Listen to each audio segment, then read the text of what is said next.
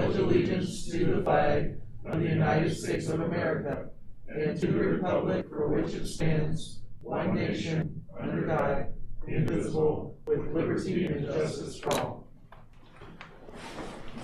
All right, thank you everybody for coming tonight. We'll start with the agenda. Yeah. We have a change. I do have a change on new business. D and E had been approved at a previous board meeting, so those will be removed from the agenda.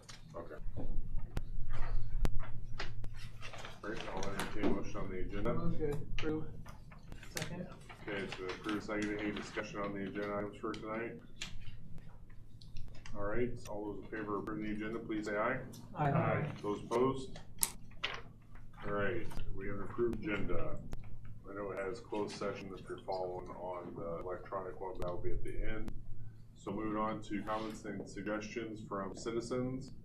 Is everybody here in the crowd tonight that would like to speak now or wait till our Vision 2025? You guys all look very excited here.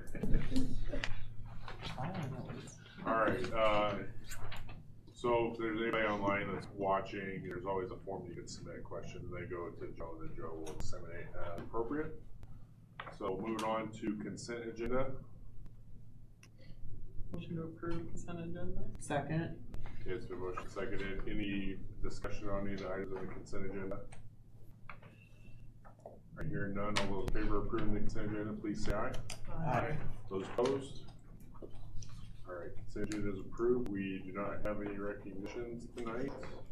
Only recognizing that school is finally here on Friday. All kids and parents.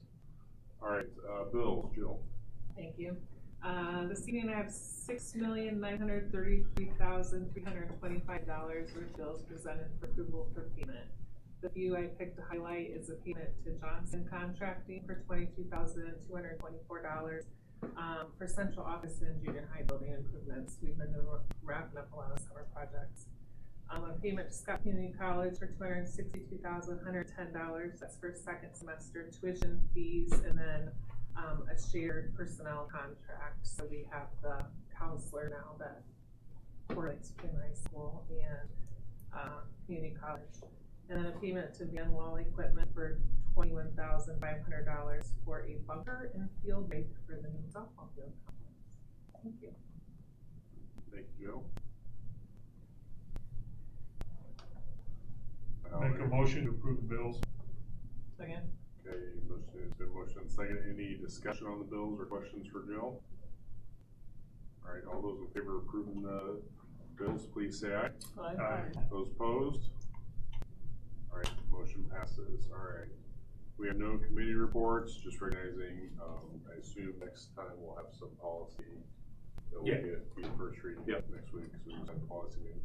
So now moving on to our reports, we have a contingent in here for our construction for our Vision 2025. So, Joe, I'll get started. But Bill sent me a report, or he did a PowerPoint. I got to get it to Michelle somehow, so that you can pull it up. But can I email it to you, or how would I get it to you? On flash drive. Oh, he has a flash drive. Even better. Thank you. So while Bill's getting up, last month we had talked about, you guys would like to hear an update from our CMs and our architects, so we asked them to come, and I just said give overview of information. We're obviously winding down several projects. I think today we did 4 walkthroughs, punch lists on remodeled areas at the junior high, Neil Armstrong. We did welding lab, and we did Lancer Stadium today, and so. But they're here, and I don't know who wants to go first. Zach, you want to let Bill, since he has a presentation, go first, or would you guys ever want to go last? We'll get it up for that, and then obviously they can answer questions and things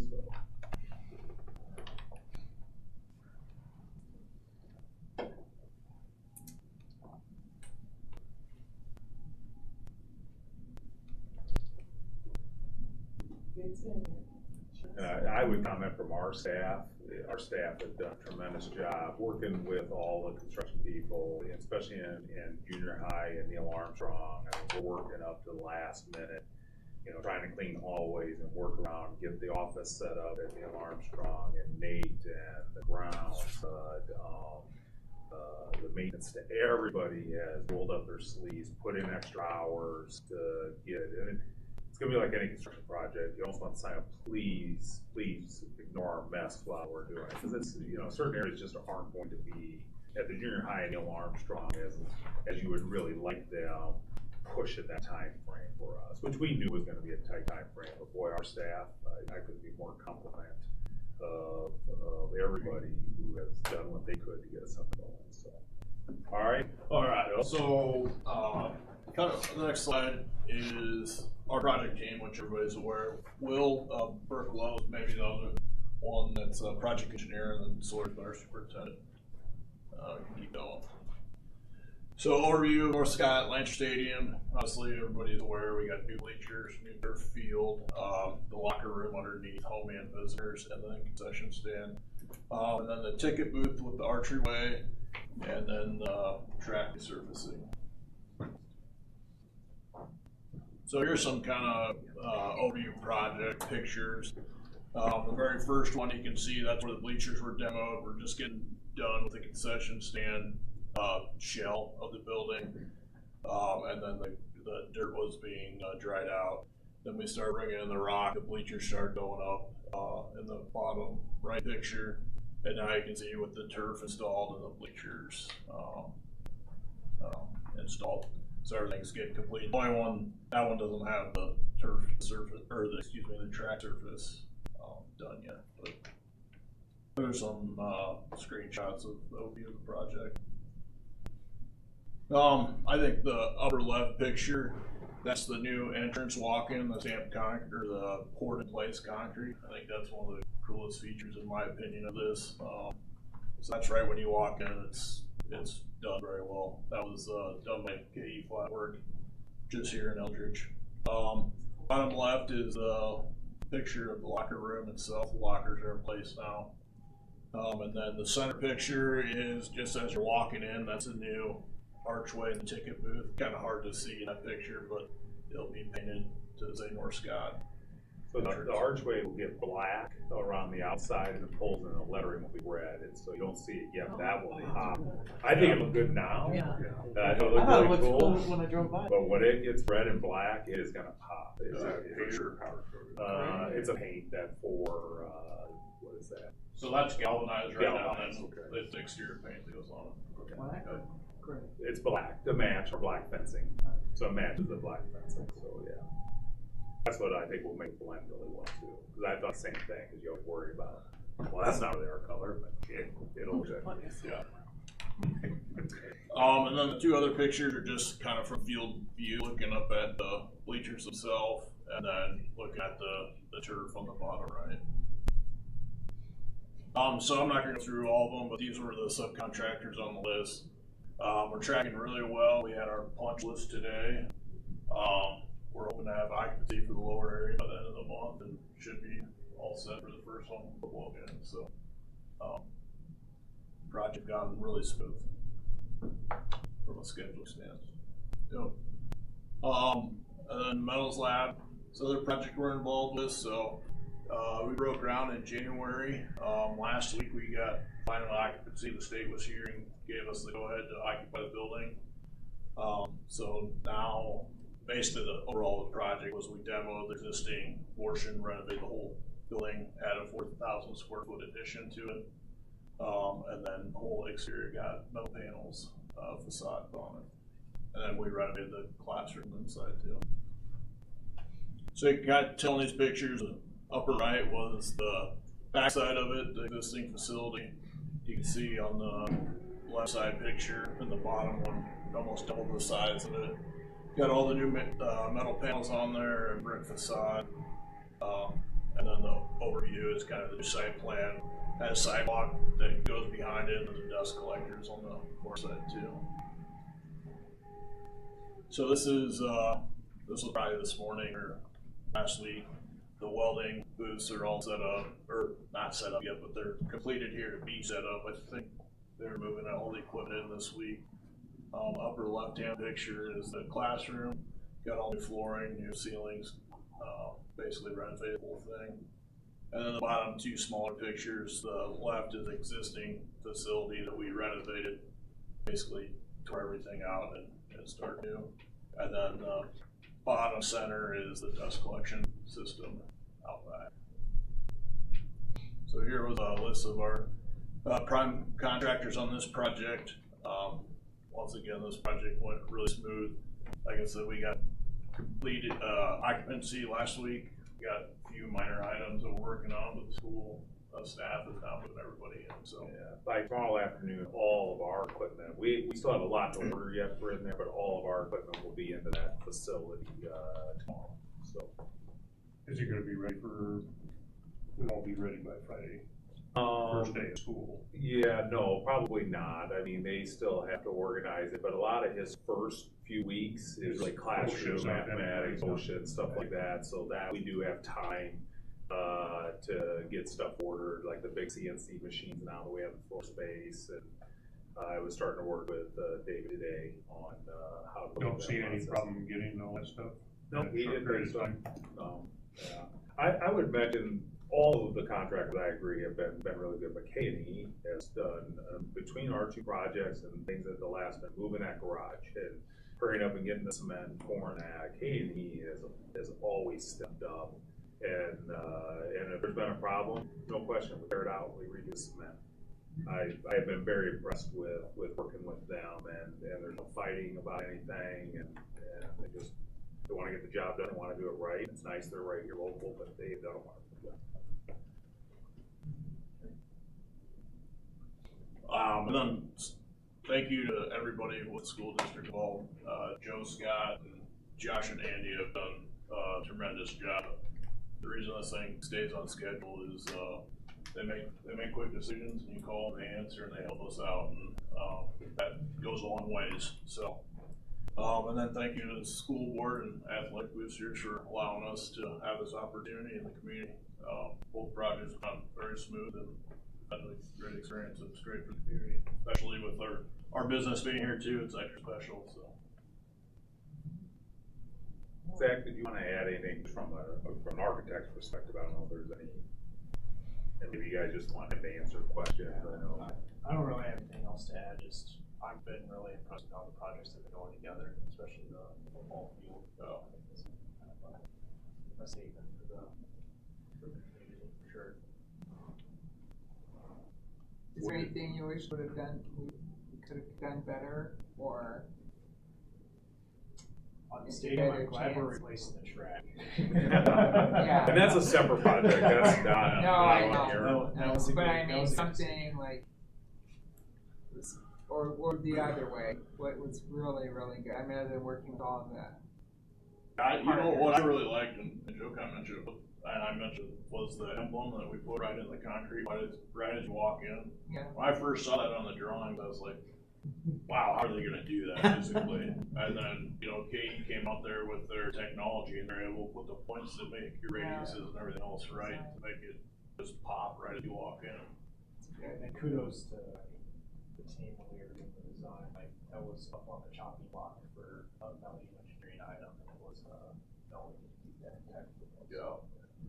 I think too, and you guys obviously helped make those decisions or do it, like adding that cement at the last minute. So that would have been one looking, and luckily we're together going, yeah, that we should do this. And so we made a number of those kind of changes during the process. So we did get done going, boy, I wish we would have done that. I think all of our projects over the years, rarely do I look back going, hindsight's always 20/20, but I've rarely come back going, oh, that was a huge mistake. Or boy, I wish we would have done that. And part of it is because we were able to look at it as a team and go, yeah, this is a better deal than what we thought that would look like. So that would have been one. I would have said, I'm glad we changed, because we would be sitting here going, I wish we would have done that. I appreciate all the hard work and the teamwork that really goes into making the projects as successful as they have been, and really provide something for the community to be really proud of. So it makes a big difference. I think one of the keys is always that site supervisor. The project Sawyer's not here tonight, and I'll say the same thing with Russell. Having people who are representing the construction RC now, that person's the key. we've always had good people in all of our projects. Bill was one of them, right? Weren't you the site supervisor for the auditorium? Yeah, Rick was. Well, Rick, but you were right there. Yeah. And so we've always had good people. A lot of times the local connection, that's always helped too. Sawyer's done a phenomenal job. He's always looking out for our interest. He isn't just there looking out for Bill's interest. He's looking out for our interest. He understands and he's willing to, hey, that's not acceptable. You got to get in place. In fact, a lot of times I went down, he goes, that part took care of it. It's getting tore out. We're getting that done right. And so I think that's kind of key. And I wish Sawyer could have came tonight because he is the driving force every single day with every single contractor, keeping them going and doing that. And he's been able to do that in both facilities. So Sawyer's done a good job for us. Acting like he's cared, you know? Yeah. It'll pay off in the long run. And Scott, thanks to you and your team. So I know we're kind of gearing up towards the start of school year. We punch listed everything. I know how that works. How heavy is the punch list? Like, what are the large items on the punch list? On their two projects? Yes. You know, the middle slash is very, very minimal. Okay. And actually, I talked to Sawyer today, he thought here in the next couple of days we'd be done with Lowell. Which one? The metal lab. Yeah, but I was just gonna say the same thing. Metal's minimal. That one really is a done project. There's still I don't know about quite a bit of work. There's work to be done at the stadium. I mean, we're close, so we'd be able to get occupancy here pretty quick once they get done. But I get frustrated walking around the punch list and seeing a lot of people working, or it's still cleaning it, right? Now I don't know what's work and what's that, and that's the same. And Neil Armstrong a little bit too. We're pushed up against the timeline. Now the stadium has a little bit, obviously, more timeline than Neil Armstrong Junior High. We got Friday and they have really to the 13th, but the 3rd and the 9th is what I found out. Yeah. I didn't realize the two freshman games. Boosters were shocked by those 2 days. Yeah, sure. But I guess to answer your question, more than I'd like to see still being worked on, doing a punch list. But I've had worse situations. I remember why I turned around, walked out and said, I'm not doing a punch list when you have this much work to do.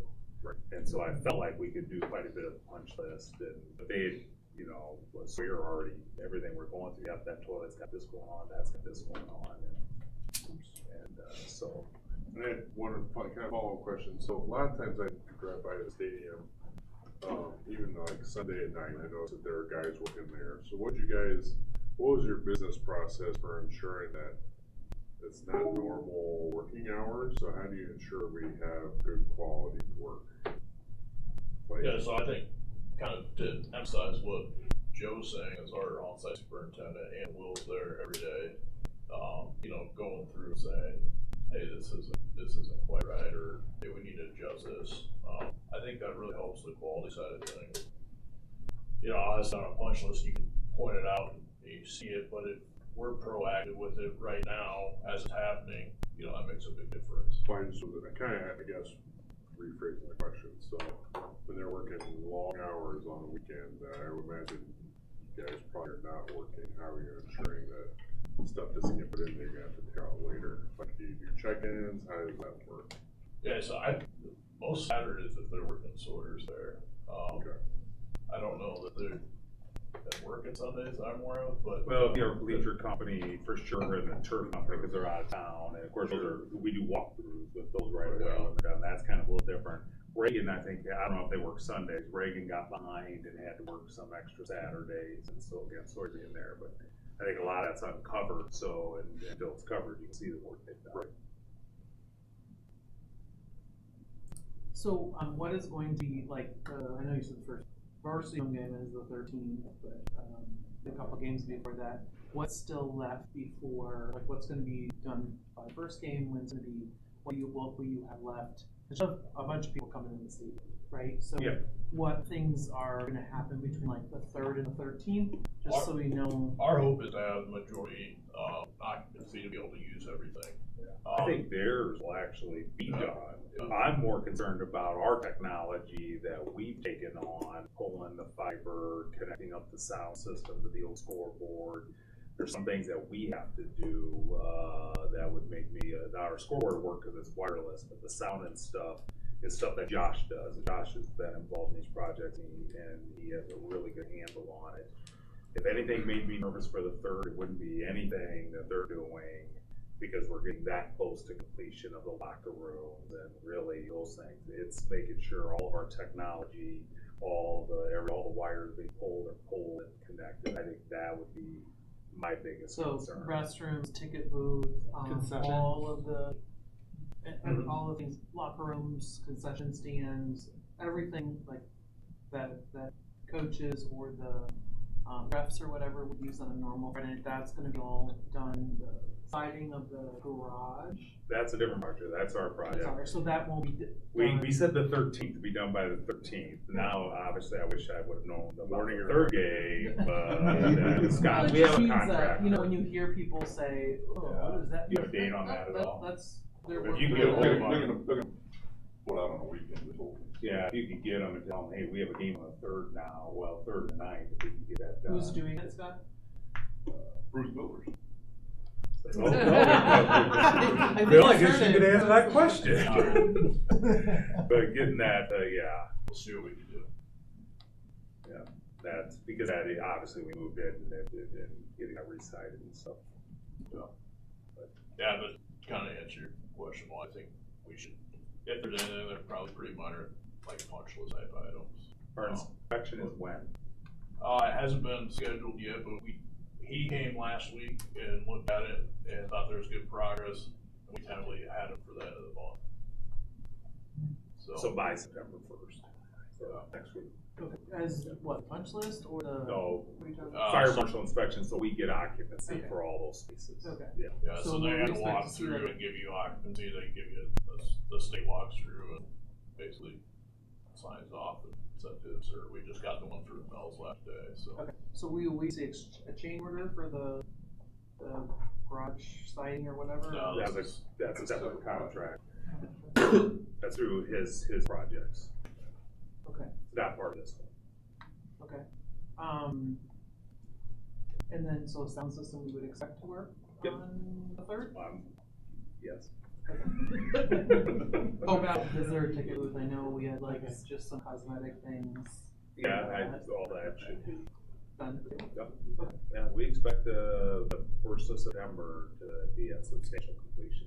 Now, there might be, a painter didn't get through to touch up where we found spots, or, of course, we find stuff as we move on, we start using the facility, that somebody's using it, hey, Joe, this outlet isn't working right, Yeah. or whatever, then those get added to the punch list during that first year, but it should be a substantial completion. Based off what I saw today, I feel really comfortable, Sawyer feels really comfortable, with it, so. Boosters are ready to handle the concession. They have, Pepsi is delivering, You know? what day, you remember? They were shocked in the third and ninth game too. It was the last. They're delivered at the end of the month, it's like I thought it was this week or next. Yeah, I think Yeah. it's this week, cause they walked. all the Pepsi stuff's getting delivered, probably next week. I think it's like the 29th, For right? concessions and then whatever we had to outfit it with.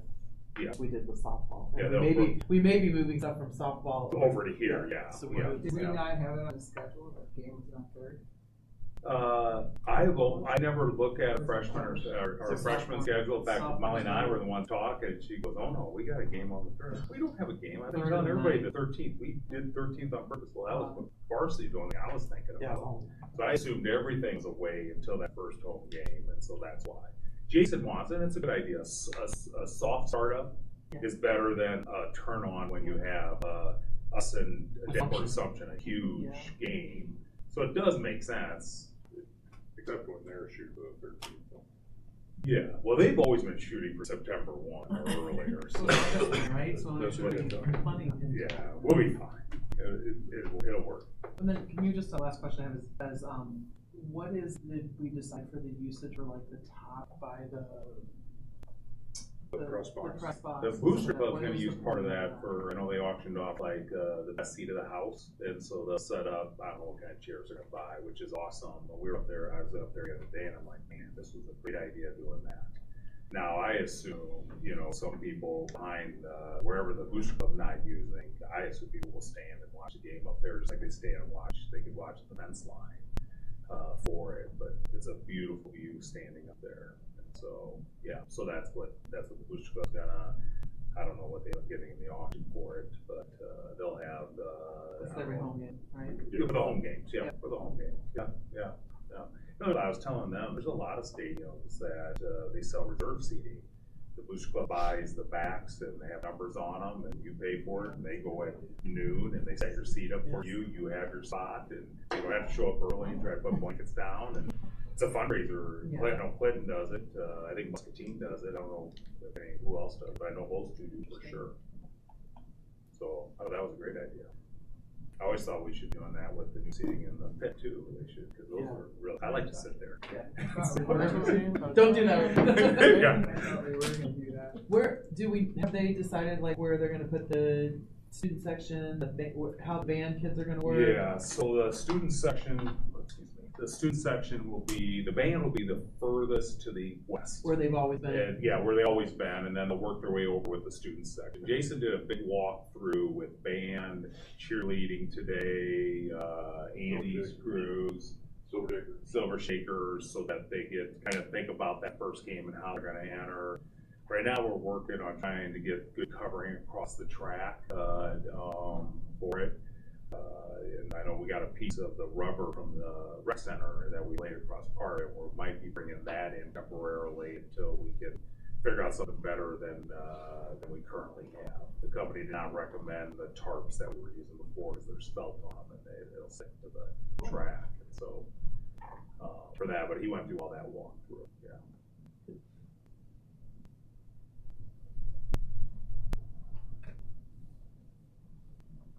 I was impressed that you stayed on time. Thank you. Yeah, I drove by a lot. They're good team. Yeah. Any word on when track painters are gonna be here? That's our separate project too. Andy's gonna call tomorrow. He's gonna call tomorrow. They said 10 days after it was poured, and of course it's been out 15, 20 days, so. What I really wanna know personally is how much time do we have to stay off it, which means you can't cross it. So we need to time the painting of that. So, and maybe it's only 2 days, we come in on a Saturday and do it, and they won't interfere with us or something, but we'll arrange it, because we can't afford, obviously, not to be able to cross it if there's a game. So, Will we ribbon cut the welding building separate? no, what we're gonna Did do you is say- an open house on the same night as Right. the state. So the first football game, Michelle, we determined like an hour before the ribbon cutting or the program at the stadium, the welding shop will be open just for tours and stuff, and that'll be like an hour, half hour after the ribbon cutting. We'll have somebody there so people can just walk through and grab and look at it. I was just So- thinking it would be a neat experience because your welding kids may not necessarily be there. It'd be nice to have their class be able to do kind of like. I think they were gonna bring the apprenticeships in to talk to people when they come in, so, but there's plans to do it the same night, just to put the two together. I'm assuming the students have they still do their. Tailgate. Yes, thank you. Yes, yeah, I saw it being advertised looking for sponsors, so, on Twitter. So if you wanna sponsor one, they're like. All right, anything else for those two projects? And of course, remember, he didn't talk about softball, because we completed that a while ago, that was the other project that Bruce Builders did for us. I guess for softball, are there any outstanding warranty issues on that still need to be fixed? Or punch list items that you guys can think of? We're adding 2 circuits, to keep it from, because we didn't have enough, the amount of stuff they're plugging in was, so we're fixing that for next season. Yeah. I think there's one or two that come up, but we've taken care of them. Yeah, I can't think of any outstanding ones. Do you, Scott, any outstanding ones? The only thing I know that talking to Jason, that they were concerned about the grass seed that they used. Did we get the right grass on that field? They weren't very happy with the grass seed. Talked with Andy about that a couple weeks ago, and he was going to get with the company to see if they could get it tested to see what the makeup of the grass is. On the field? Yeah. Oh, okay. I know there was a tile issue too, that they think they have a collapsed tile on that field that they may have to come in and replace. So that would be one of the warranty type items, because it was not draining the way that field should have drained. And so I don't know where we're at with that. Do you?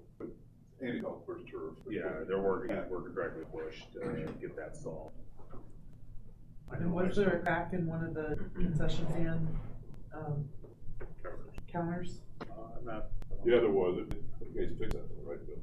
I know they scratch really easy, because I'm like sitting here pushing out pops and scratching. I was like, Oh, I told you. Yeah. I think they fixed it.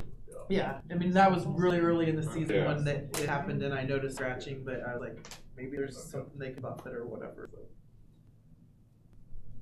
Good thing on the circuits, because we blew a lot of circuits. So Yes, the yeah. crock yeah. pots and stuff. So. The football stadium is set up with more circuits. A lot of outlets in the football We have stadium. even more. We have more during football. There is more, yes. Did the masonry get fixed on the east side? Like underneath the, South side. east side? Underneath the counter on the. I did. Okay, I'll take a look at that. There's holes in The the- east side of the softball portion. East side.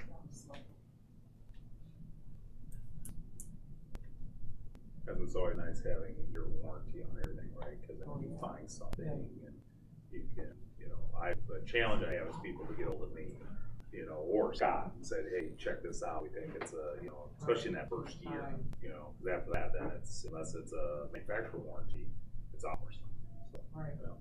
There was an outlet on the home side, dugout that was in the pitcher's area that was outside the masonry walls. And I know that we put 2 8-inch cinder blocks up across that because, that was a shin digger, and I guess, why is it outside the block and not inside the block wall?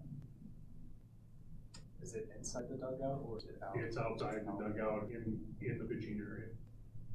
And I just know that we put 2 cement blocks across it so people would see it instead of running their shit over and laying against it.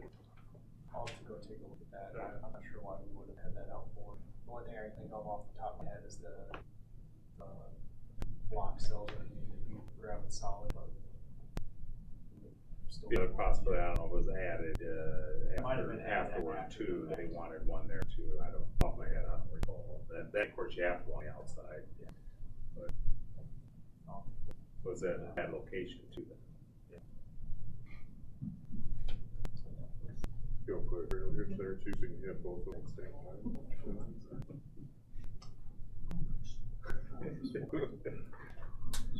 I guess I have one question for you, Zach, before we move on to Russell. As far as like going through this whole process and dealing with a bunch of engineering functions and everything, just what's your process of trying to determine, is that something that passes through the customer, or is that something that you guys take on? That's kind of a lot of the discussion that we have when we approve all these, $2,000, $5,000 change orders is that really something that we should be paying for? Is that something like not necessarily like it for the civil design, the mechanical? Yeah, a lot of that comes down to whether it was a first-time cost or a second-time cost. The idea that a first-time cost is something that you haven't really paid for yet as part of the project. But we are paying you guys to design it, so it should be. It's on the drawings. We shouldn't be paying for Yes. corrections. Yeah. Correct, but if we. So we'll have to agree to disagree on that. I think that's a huge cop-out. You're paying for And then. That's a standard answer. I know, I don't That's like my it. standard That hasn't worked with us answer. last 4 times we said that. Probably. We do have, there are a number of change orders that come through on some of these jobs where we take it, overtake on the costs. Like in junior high, we had, approved a carpet that was the wrong carpet, so we had to restock it. So we're taking that cost. There was a door that we specified wrong, and we submitted and approved it wrong. There was a cement issue. Yeah. That had, there was, what's the electrical one? We just had one. Shuts up right from the junior high. Yeah, that's a perfect example where the drawings called out these breakers for each breaker, basically special breakers for each breaker, and then come to find out now the breakers fit the panel. So now we're doing one big one, but we already have all the smaller ones ordered, so we're taking on the cost of the smaller one, the switch to put the big one, basically. I think my job and Scott's job is always to push back on that. You do a good And job of it's, that. and they know it's gonna be my first question. Why are we paying for this? And And I would say that one of our contractors, it seemed like we had more missed things, REM, is that right? RTM. I thought RTM and a number of things that they do, just like, well, how did RTM miss that? How did they miss that? You know, and so you're constantly pushing back. After doing this for 10 years, I remember my first few years, they just made me mad every single time. It's like, what do you mean? First buyers, that you designed it, and then you realize, well, you can't, especially if you're tearing something, that's one thing. Brand new is a lot easier. There should be less things missed in a brand new building, and I just had a neighboring superintendent call and ask me this exact question. Joe, what do you do when this situation happens, and why should we be paying for it, and how can, you know, how do you go about that? I said, well, one, you gotta form a team, and you gotta understand your expectations, and you gotta push, you know, and a lot of times it is, I can understand if it would have been whatever, we would be first buyers, but many times you get frustrated. When it happens a lot, then at that point you expect the architect to step up going, yeah, these are mess, we gotta do this. And on these, probably in these 5 or 6 projects, I probably see more of that out of you guys, picking up some items than the other project. Now, we're also doing 7 of them at a time, so maybe it is the same number, just there's 7 times the amount of opportunity, and so. Well, I just think too, like, it's still kind of the construction manager at risk. It just seems, from my perspective, that the risk is still shifted on to the owners rather than the construction contractors. That's my opinion, and what I've seen across the country. I know you're watching it, Joe.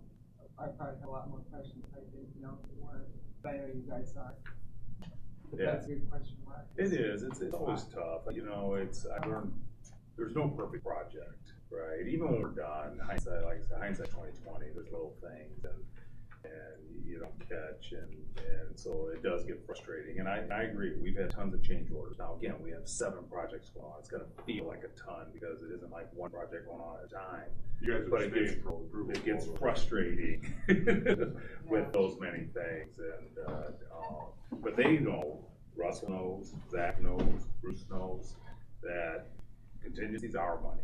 You better have a good justification to spend our money. It's not for a subcontractor. And I would say, you know, one of our contractors, we've had to go to bat with quite a bit on multiple projects, because they want to nickel and dime us big time when there's a change order, or, you know, you can't justify it. And generally it's all 3 of us, whether it's Russell or Bill, going to them going, no, that's not just, we can pay this much, but we're not paying this much. It's like you're making up for your low bid, and you're using our contingency to do it.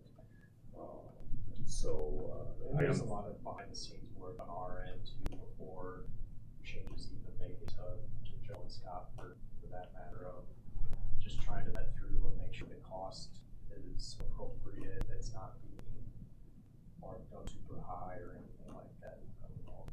And I would say most of our subcontractors, 90% of them, they do things, they change things, and a lot of times it's a wash, or it's a quick do it, or it's appropriate, right? It's not.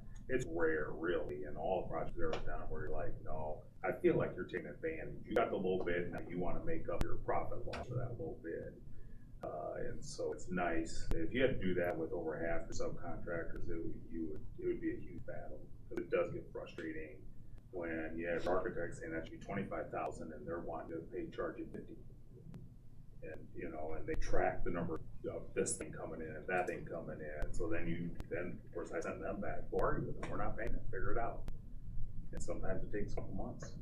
You know, we've had part of our project held up fighting for numbers, so, but it's all part of the process. So yeah, and Scott does it. Scott and I both, right? Scott's on job sites more than I am. Yeah, you have to have somebody watching from the district, somebody watching from your construction manager, and somebody watching from the architects. It takes all 3 of us to make sure everybody's doing their job, get done. Yes, yeah, go ahead, sorry. Keep talking. I just have one other thing. I'd be remiss if I didn't say something about the softball field. And I came on the board right when that was all being done. I think there's a problem with the sight line with some of the seating and bleachers.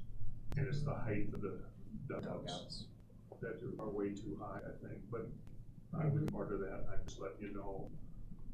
as an architect, No, I I would appreciate think that would be Yeah. something that you would take a look at, and I don't know how you would. Because I know I talked to Joe, and Joe says, well, I don't know what there is for us to do, to correct it. Could we cut off 2.5 feet of the softball dugout? Probably, but what's that cost? Yeah. Because I think that we've got 750 seats, and maybe we might have 600 that you can actually see the whole thing. Okay. I mean, so that's an issue. Yeah. I'll just leave it there.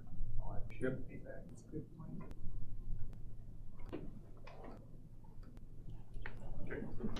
Hi guys. Hello. So I've got more of a high-level schedule update for you guys. We're pretty heavy in construction stuff.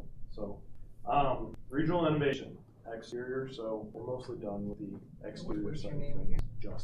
Justin Moore. You might be a Brennan. little, you might be a little, Brennan. Brennan, because he Brennan. started with Bill. I did. I've had my hands in all the North Scott jobs. Yeah. I've had my hands on all the North Scott jobs. So I had to. I suck at introductions.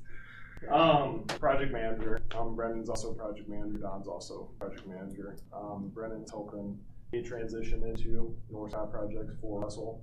Don is handling Nordstrom. So I've got regional innovation, junior high, and then Don's got Neil Armstrong. And Alan Shepard. And Alan Shepard. Sorry. Okay. Regional Innovation Center. So exterior, we're pretty well wrapped up out there. There's just some miscellaneous, just like kind of pick up, clean up weeds, stuff like that. And then we've got some final seating. Hoping to get that done over the next month.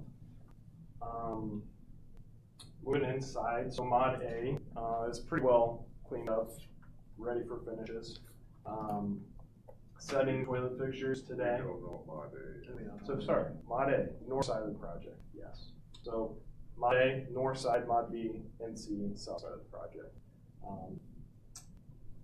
Split the building in half. I thought Yes. some of Yeah, these well, last- no. closest to us, closest to us. No, yeah, I know, but it's, my is the north side, you said? Yeah, Okay. it was the side that we finished off first when you done a walk through, it was. Vet ends. Yes, Yeah. exactly. Offices. Yep, The arena, yeah, Yeah. arena. Classrooms, all that stuff.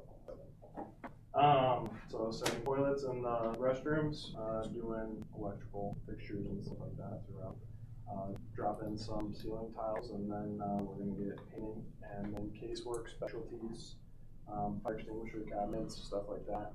And our goal actually is to punch that side out, be done with that side completely. As long as we can get approval from fire marshal, stuff like that, if we can let you guys, the district, move stuff in, I believe that would be ideal situation, right? Give it to you a little bit sooner to a degree, not move into it by any means. What's the but timeline on that? We're hoping to do that, end of September is the goal for Mod A.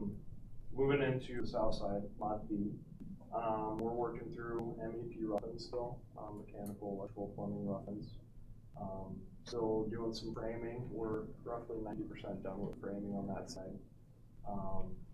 Drywall, we're about 80% done, that's 70% done on the drywall finishing, things of that nature. We're hoping to have the rest of that side of that building completed and turned over to you guys by the end of the year, of course. So Into the calendar year? And, December. January 1st is when you guys will have it, so into December. So what happened to like October, November for the whole building? That's where we're tracking right now. So we've ran into some schedule issues, I mean, with switchgear and stuff like that, that hasn't even gone to job site quite yet. Okay. So we're expecting to get it this week. So what we were told was, and I don't mean to put you on the spot, but kind of, because this is good for me because I've been in your shoes many times, so I hear you. You had a good February, and now it's October, and so I'm just concerned that if we get the calendar year, it's gonna slip into January, because I speaking for all of us, but I think we're all thought that second semester we'd have that building up and running. Correct? Correct, oh yeah, yeah, we were originally shooting for October, November, ribbon cutting. And so end of the year would be pushing it, we start January.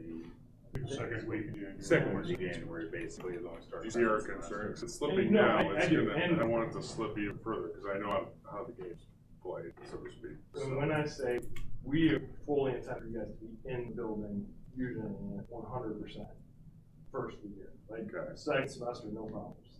That's not a concern at all. But when you say December, 2 weeks later, second semester starts.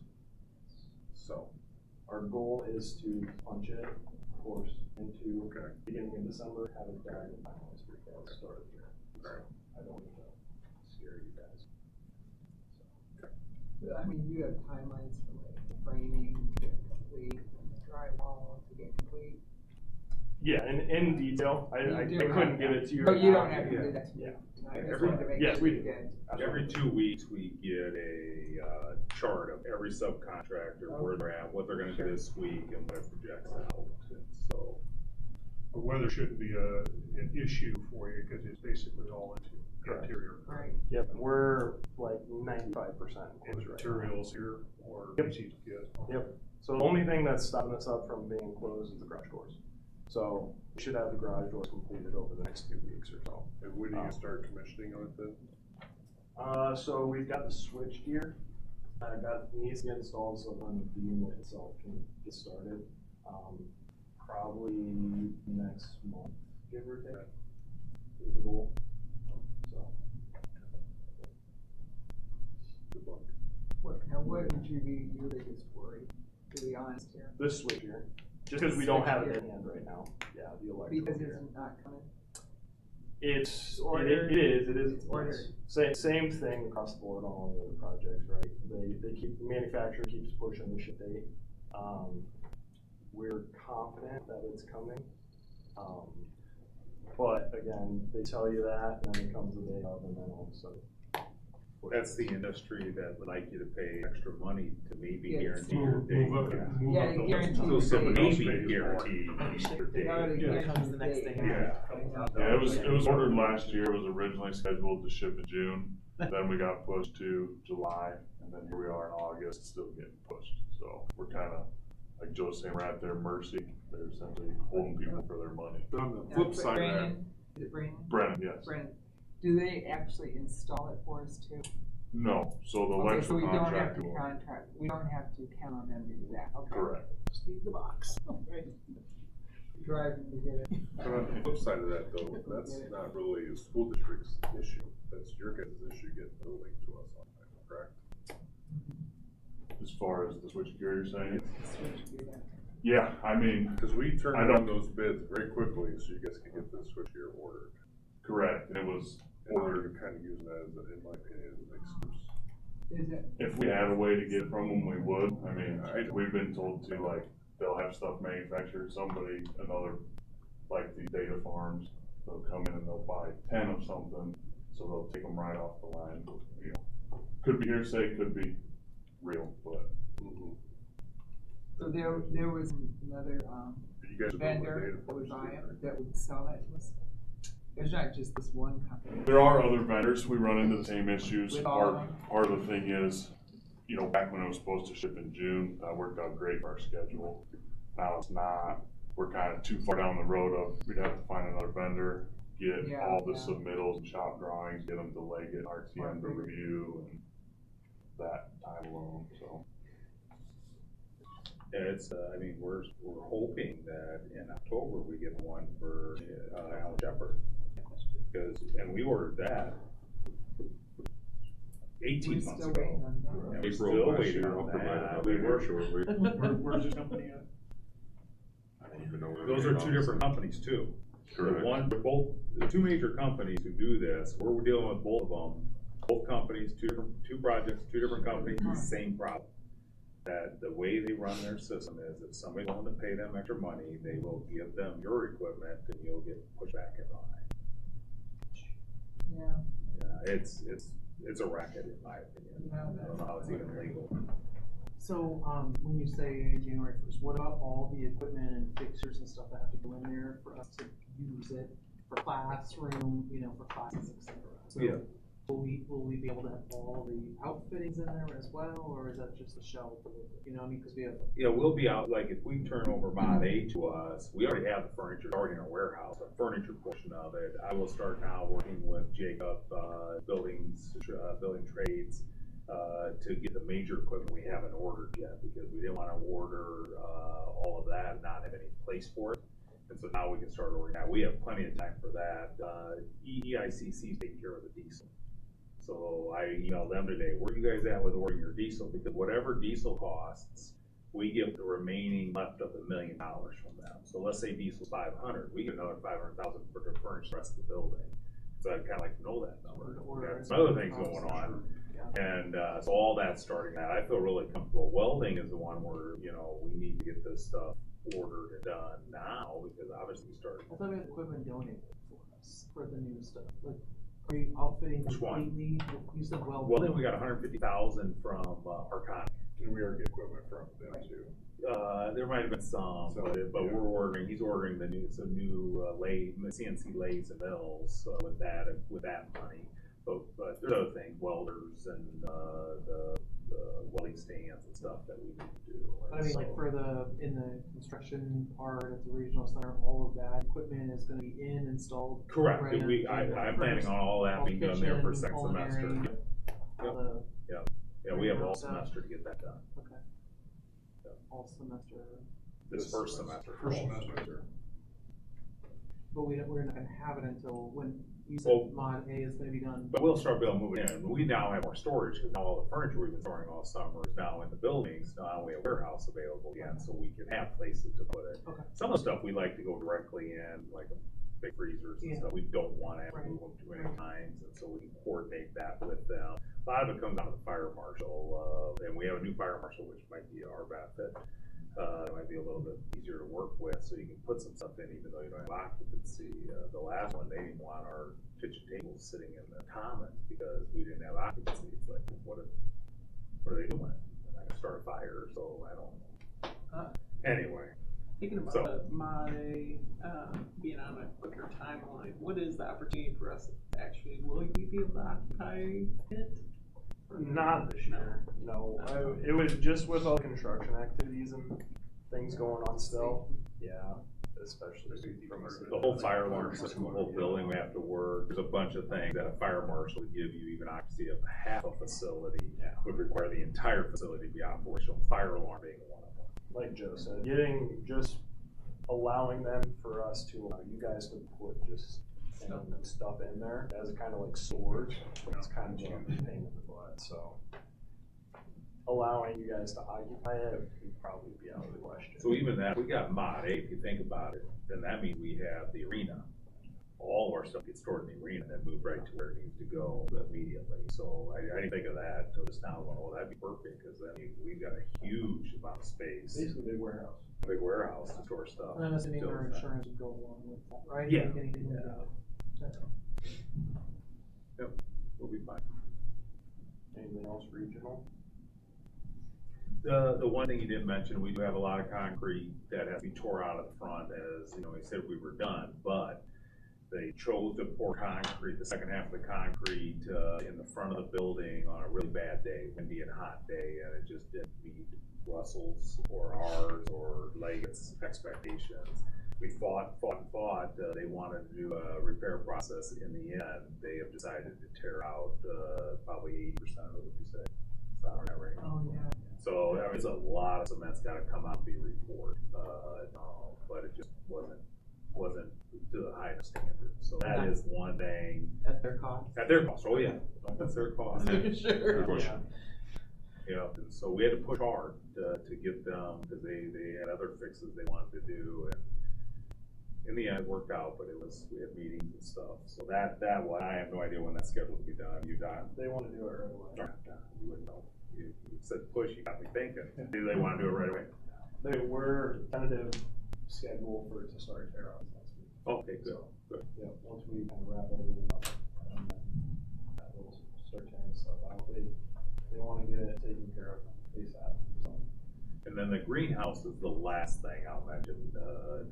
Is the last thing we put in, just because they don't want any damage to the greenhouse, and they don't want big vehicles running around and a bunch of workers running around. So I know that is scheduled to be the last thing to be put together. So is that temperature dependent? Like, if we get done with everything, say December or January, we have to wait till the following warm weather to put that in since class, or no? I don't think so. To your point, Joe, it's more so the exterior activities. Okay. So as long as all the exterior activities around it are done, shouldn't be any issue getting it installed. So as long as there's no major equipment, sisters and stuff that can run into the side of the building. So.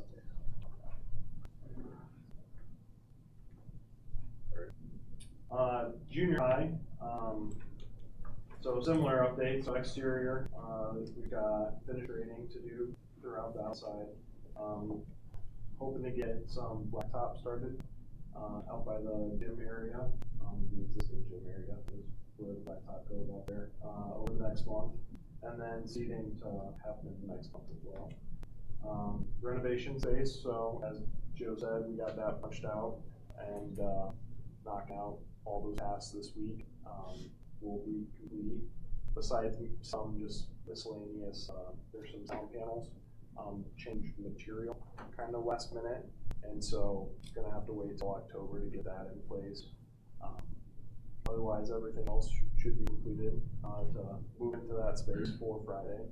We've already got some of the band equipment into that space, so that space turned out really good. 98% done, so really close over there. Addition side, we're moving on to rough-ins throughout. Gonna start painting this week. Ceiling grid to follow that, and then we're actually gonna start some terrazzo flooring.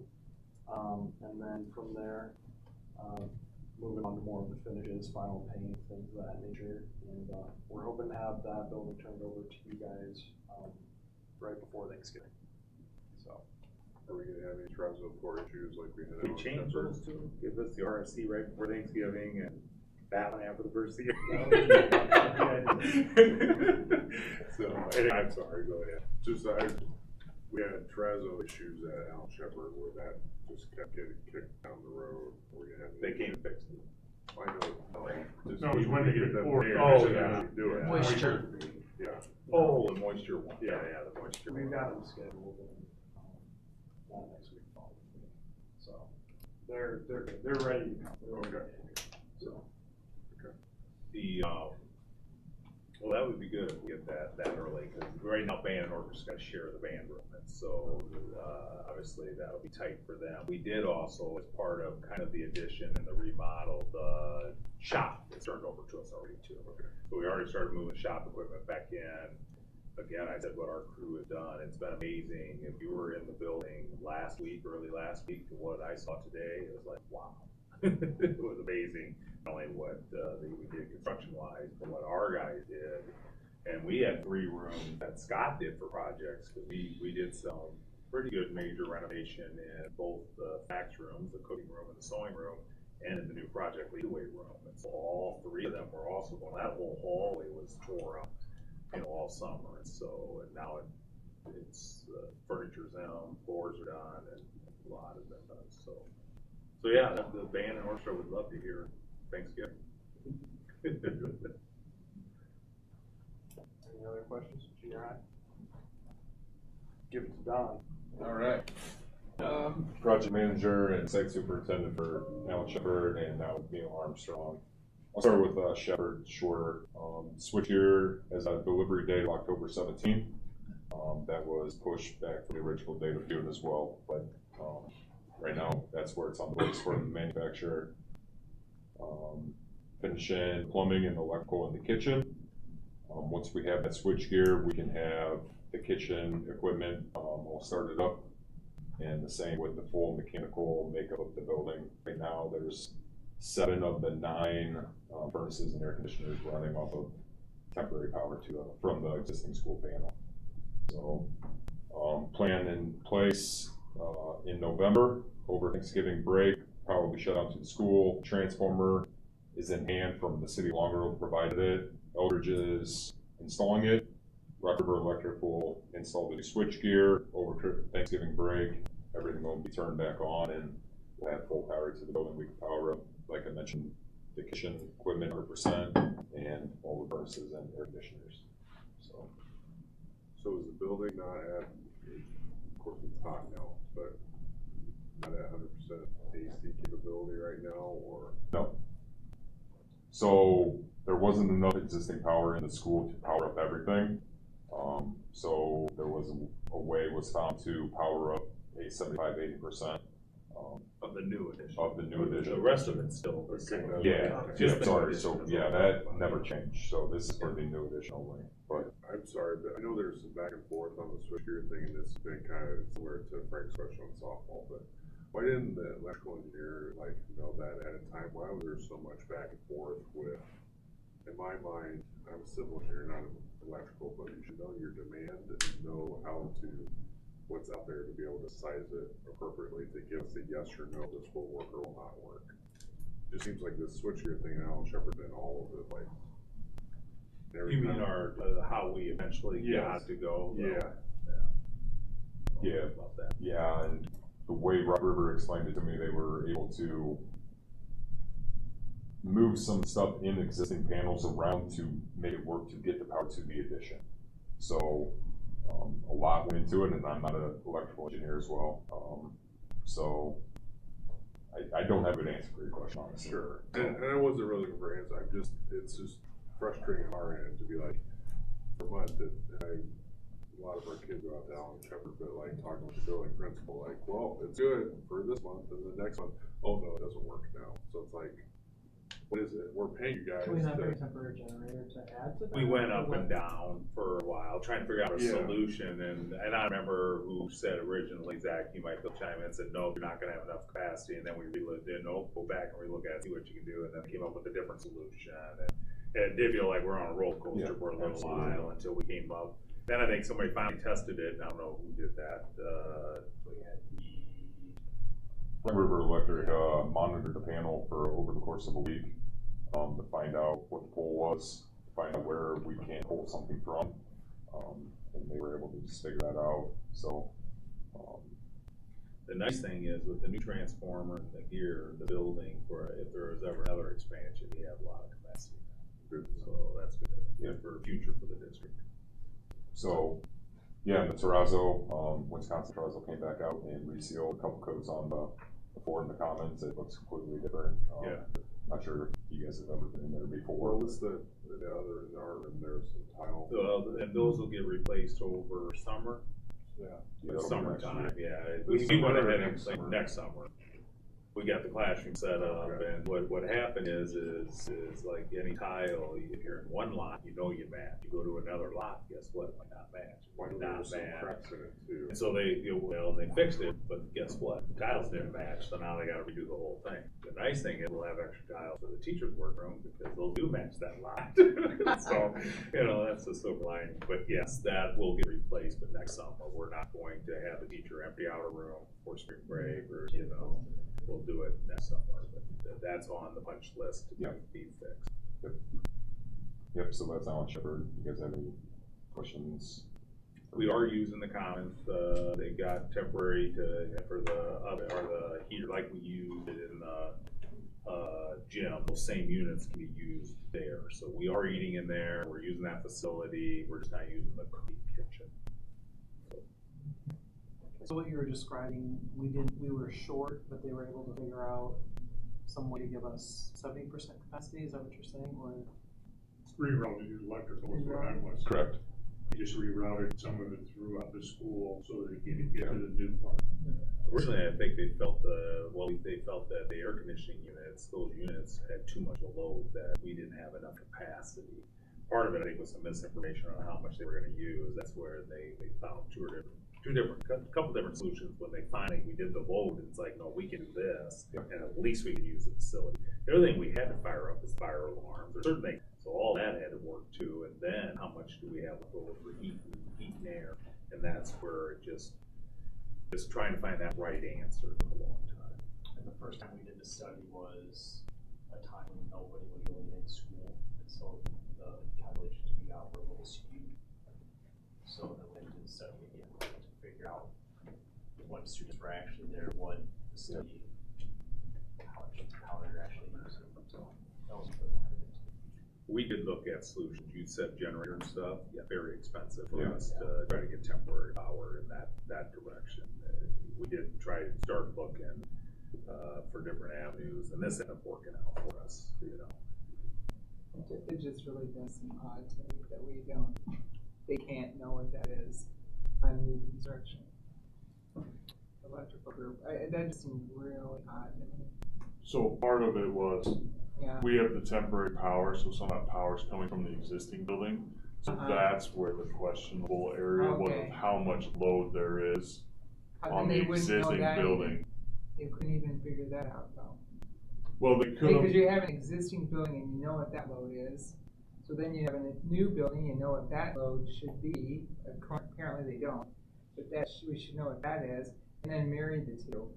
so they would have an idea of what the load would be. We monitored it to see what the exact load was. Because what the cut sheets have and all that, we know that that's a little inflated of a number, that there's still more power that we could get. The way it was designed was the addition had its own panel and gear separately, so they didn't need to necessarily figure the two together, if that makes sense. So you took basically, you monitored, get realistic numbers to get as much juice as you could out of the existing panel and ferried it over to So you have plenty if you have all the equipment in. So that was kind of my Once the question. new transformer and the new switchgear is installed, you guys are gonna have excess power, like Joe mentioned. Yeah. So, We wanted to make sure, because someday you could, that'd be a 4-section elementary. Yeah. You know, Right. probably somebody else would be sitting in our chairs, but that might have to be decided.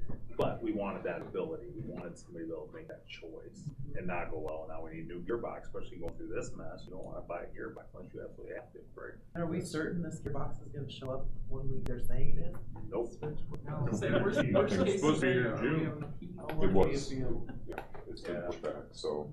Did you guys have these switch gears for the these other Well, projects? at Metals Lab, we did 2 panels instead, so Okay. during pre-construction, that's what we worked through. Okay. We suggested, I think Scott maybe suggested we got smaller panels that you can get that are more readily available, put Okay. 2 of them together, so that way we got the Metals Lab going. And football and softball didn't need those things? No, it wasn't as Okay. big. Just a question. The welding lab, and you already Yeah, I have know all it needs a welders lot. going Yeah. there, Oh, so yeah. you're just expanding what 1,200 square feet. We were told that this is supposed to be a way to put you in. Oh, and from They our can't original push it. date, it's, yeah. That's why you it's- don't know if yeah. Well, I remember from the original Yeah. presentation that Russell gave to us, that they said that Alan Shepard would be done before start of last school year, so. Well, and even Long Grove, if Long Grove would have had to order our, transformer, which they were supposed to, what did they get pushed back to? March of next year, and that's when I said, listen, get a hold of Mid-America, get a hold of Eldridge. Luckily, Eldridge stepped up, because the big companies have those things, but little companies have a hard time because they're competing against, you know, just think about it in the next, I don't know how long it's gonna take to build our server farm. This stuff's gonna be hard around here, because you're building 350 acres worth of server farms. That's a lot of electricity, a lot of, I don't know what they all put in it, but it's gonna take up some supply chain from us. Well, we've probably got a good time to get done, but yeah, that would have been, so now we would have delayed, our kitchen until March because of a transformer. So we were really lucky that Eldridge looked out for us and was able to work with us and get us one. So, yeah, These so, switchboards are, the mystery, because I can't believe it's gonna be here in December. October. No, for the Oh. regional center. Regional center should be here any day, it should be shipping any day. Oh, any day? That one is a different company, but again, with both of them, keeping your fingers crossed, you just Right. want that to come in, so it's been shipped. 'Cause then now you know it's coming to you, so that's it. Because the latest you guys have gotten is August, which we have a week left, right? So. For Innovation Center, you're saying? Yeah, it's been moved twice within the Right. month of August.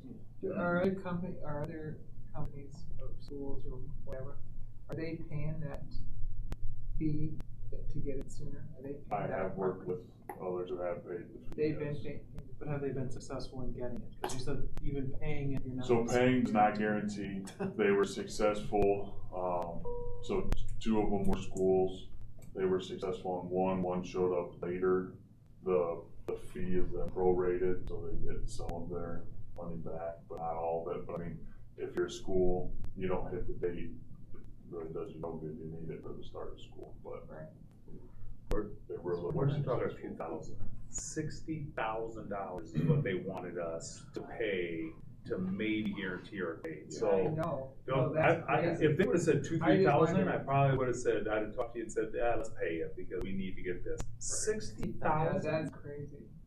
for How much me. does that piece of equipment cost? That's a good question. Big ceiling. Do you know, Zach, what a gearbox costs? I don't know. Come on, just give me. I'm assuming a lot more than Sixty thousand. Yes, yes. I mean, are they basically asking you to pay 50% guarantee fee? So it's $100,000 piece of equipment and then the 120 and they're asking you to pay for 60. It's just, I don't know. To me, I think it should be investigated as extortion personally, but some state of Iowa should consider taking ongoing, is this really good practice? And from a taxpayer perspective, should a district in Iowa be paying if all of us did that? Should we pay? It isn't the cost of the equipment, Is isn't, that isn't Iowa it? company? No. This one's coming from South Carolina. Oh, see, they don't care if Iowa. That's Keep Neil Armstrong, where are we at with that? Like Joe mentioned earlier, we have a punch list for the remodel today. Even the 2 hours after you guys were there till everybody left at 4 o'clock, more things got done, but we're gonna be done with construction by Wednesday. Everything, most of the stuff's moved out of the school, contractor stuff. So there's no concerns about kids being there Friday, work's still going on. The one thing, Terrazzo 4, there's a little part of the existing school that connects into the addition. That won't be done until Christmas break this year. So We're gonna lay down runners over top Yeah. of the rough concrete. It's only a space for teachers right now. Copy machine will go back there, so it's not a kid's space. But yeah, so remodel, no issues. Punch list was minimal. The gym floor was poured on Friday. We can start working on it on the floor, up in the air, doing MEPs at the end of the week. Next week, plan to pour the rest of the concrete in the office addition part of the project. Roof's going on the office addition part this week, starting Wednesday. Roof on the gym is done. So. Yeah. So what's gonna be there when school starts? So when you say the remodels, there was the old office and the nurse and teacher's lounge, So right? one of the pre-K classrooms is now the temporary office for secretary, nurse, counselor, and principal. So the kindergarten room, the newest kindergarten room, which was the office and nurse's office, and Tim's office and the work area, that's basically space, that's where they're setting their office. So we're gonna use that as an office until the building's turned over until we get the new addition done. The, teacher's workroom will become teacher's workroom. So that's been expanded, that sits right next to it. Oh. So now when you go in, there's Oh, no right, it's the Tim's doors. office, right? With that, That was the Right room next next to to Tim's Tim's office. office. it was, well, you know where the original teacher's lounge was? Mhm. It's that, just picture it now going all the way to the hallway. Okay. Maybe a little bit wider, but all the way to the hallway. That's their now. workroom. And then they have bathroom in there though too, for them. And so it'll just be, there'll probably be a copier in there, but it won't be, they'll have areas over in the new place eventually too. Nurse will be. I don't know where Tim's put nurse, maybe in the same classroom, I don't know where they put her. And the classroom to the left will be, what's the status of that? 4K, it's done. Right. So There the you go. those two little offices are gone, it's all one big room, and we cut into the gym area to get a restroom, so it'll have a restroom. Okay. It's a true 4K room. So usable. Usable, yeah, usable. They don't start to look for, but we were stripping the floor today. All the cabinets in, they were finishing up bathroom stuff is about what they were doing. There was a guy working in the bathroom. So old upstairs, basically skeleton, they're gonna set up their temporary Yeah. cubes and they'll make do. We for had the 4 or 5 office desks until- up in there, and that, just kind of like we did with the high school for that year. I remember, put you guys in a closet. We were in closet. Yeah. All the nurses in the trainer's room, man, we were spread all over. That was my first year, I remember. And so they'll move when the addition is done, which is January, It'll be done in December, December. so they'll be able to move in and be operating out of their second semester. Probably over Christmas break, if it's done close to Christmas break, we'll move in. We'll be done before Christmas. They'll come back, as soon as they get done, we'll move into it, it won't take much to move into that, Yeah. so. Yeah, go ahead though, I don't want to. Yeah, I don't, other than that, just progressing. Once the concrete floor is done in the office, then we'll start there's some new parking spots and a new sidewalk. Then we'll move right into that. We'll have a lot of concrete sidewalk repair, not only where they drove across, we had some bad spots anyway. That sidewalks all be replaced. Yeah, so we'll get that done, and our new parking, the door's already in for the gym, the exterior door heading out that way. I think what else I saw, is a roof going on top of the office and classroom area, right? Yep. Yeah. It's already That's, there. to me, always a key, to get it covered up. We got so lucky with that gym, it was so wet in there. Of course, those walls go up, so you're blocking the sun. I honestly thought we were gonna have to take out a ton and put in rock, but in the end, it was just soft on the top, and it didn't have to spend any extra Some money. on top So and ready to go. we were good, so that was a big, not like the regional innovation center, remember, we had to put a lot of rock into that, and so that worked out really well, so hopefully the office area will be the same. And all the equipment is ordered for the new spaces? Yeah, it's all classroom. We ordered that big classroom order, remember, at the beginning of summer, it's been a warehouse, so we have tons of all the furniture type, it's really the equipment stuff that we still need to order for any of our projects, but furniture is all done. It's here waiting, it's either in the building now, or you put it in, or it's sitting in our warehouse. And if the gym's still gonna have bleachers on the side? Okay. Wood floor and bleachers. Okay, foldable, whatever. Yeah. It'll be nice, it'll be nice for our youth programs to finally have a place for people to sit and watch their kids play versus standing, so that'll be nice. Always wisdom. And there's no switch here. That's gonna be my next Yeah, question. here, yeah. That building was an all-electric building, there was plenty of capacity in that building. What's the target date to have it all buttoned up? Right now, it's probably about the 20th of December, so I'm aiming for a week before Christmas. Give you guys some time to get in before Christmas and to get 2 weeks after Christmas, but if I can pick up a little bit of schedule, we had wet 3 weeks. That kind of slowed down some of the exterior addition progress, but yeah, I would say middle of December. His project, this project got a later start, and we didn't really get February for his project. We ended up with a lot of. Hardly even got March. So junior high got about a 3-week head start. Yeah. It really did. On the remodel too. And on the remodel too, because we vacated areas a couple weeks ago, maybe. 2 weeks. Lose count. It's a race between me and Sawyer. Yeah. Well, thank you very much. Thank you. Thank you for your time, and appreciate all you done for the district, so. Thank you. We know you're working hard at it. Right, they're beautiful projects. Yeah. You guys will all walk through them. All of our projects, So I think lucky. whenever we get them done, we look and go, yeah, we did it right. So, it's good. It's so cool. All right, on to new business. You guys don't have to say if you don't want to. No, you don't. Go home to your families, go. please. You are just All staying. right, you won't be here for This is appropriate boring. bid reviews, Thank you. but. Thank you very much. Appreciate taking the time. Oh, let me give you your. All right, appropriate bid results. Tomorrow. All right, somebody's in for Derek on this, I think. Oh, yeah, I will, sorry. In there, you see the results, coming in, from it. We are recommending that, it came at the same price. We are recommending going to River Valley. Okay. All right, I move to approve. Second.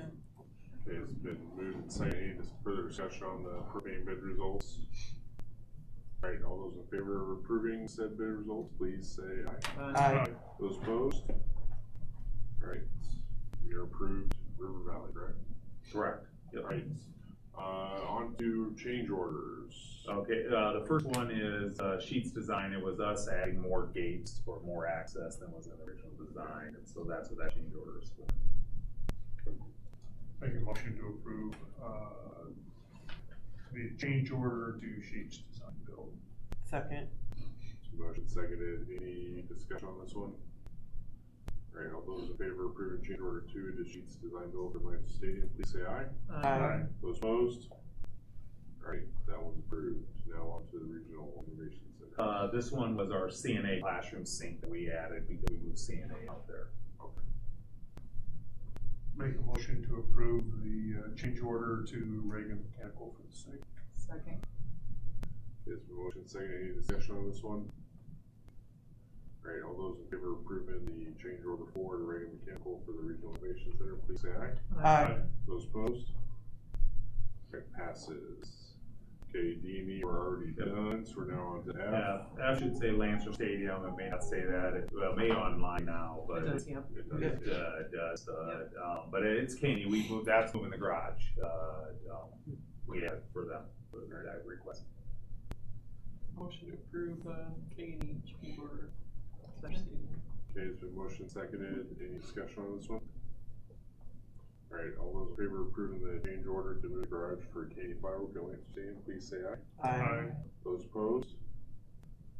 Okay, motion passes. Now we get some junior high ones, Joe. Yeah, the junior high, the first one is our request to change the flooring, that was in the design we wanted, went from tile carpet. Make a motion to approve the change order to WS Second. junior high. Okay, it's been motion seconded. Any further discussion? Alright, all those in favor of approving the change order to W.F. Scott for the carpet, please say aye. Aye. Those opposed? Alright, motion passes. Now on to change order 2. Yeah, and it was, we had some existing concrete that was in bad shape, and so we added it to get it fixed, with the project. Says this all on the backside. Let me pull it up. I'm sure the. Door backside opening building. A13C. Yeah, there you go.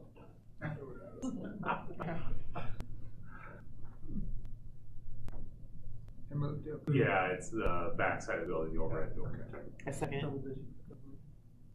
I approved it. Okay, it's been motion and seconded.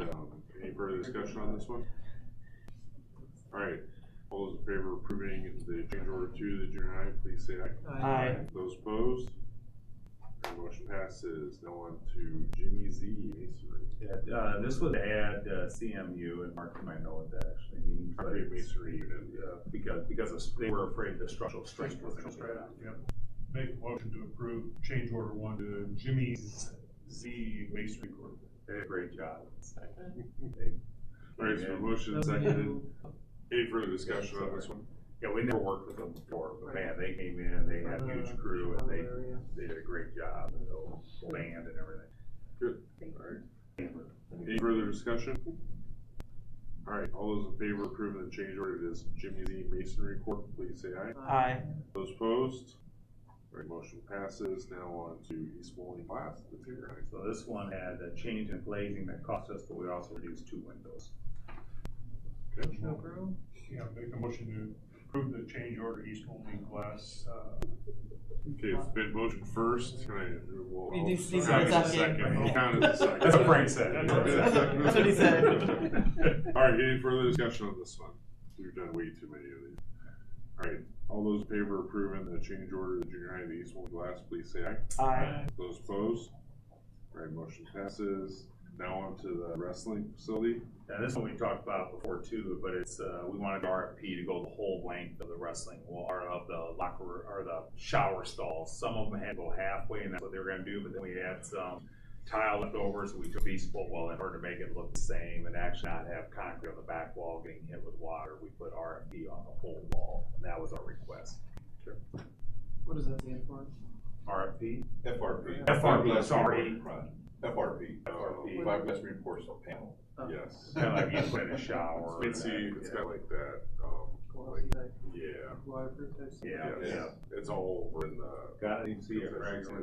He's Yeah, fine. man. Alright, I'll entertain a motion on this one. so moved. Second. So move, motion and second. Any further discussion on this one? Alright, all those in favor of approving change order 16 for the wrestling facility, please say aye. Aye. Those opposed? Alright, motion passes. Now on to legislative priorities.